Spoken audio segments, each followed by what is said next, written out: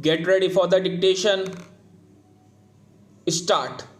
In regard to the amending provisions, I want to know from the minister what would be his difficulty even if minor offences are taken to courts of law. For instance, the Motor Vehicles Act deals with various offences, both major and minor, and various minor offences under the act are taken to courts and people are prosecuted.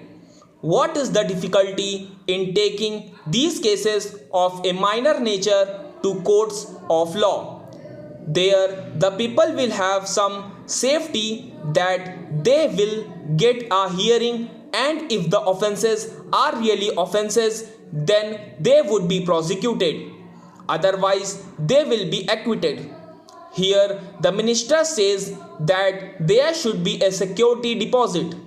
If there is a violation of a particular provision of the enactment, then the executive authority will have the power either to confiscate a part of the amount or the whole of the amount. We are clothing the executive authority with more powers. I do not grudge giving powers to the executive authority provided they are used properly and effectively and in most fair manner. But unfortunately, there have been discriminations apart from the ineffectiveness of the various provisions. Wherever these provisions were used, there had been discriminatory use of these provisions against a few or in favor of a few. Normally, when officers are clothed with more powers, there is large scope for corruption.